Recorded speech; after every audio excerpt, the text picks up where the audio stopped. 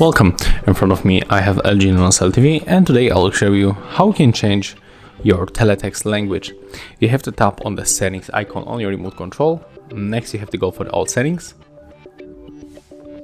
Right now we have to find general, then go for the language, and right here we can find the primary teletext language. So tap on it.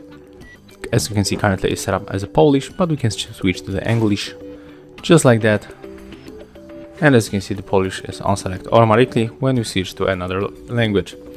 After that, you can just simply go back, and as you can see, the language has changed.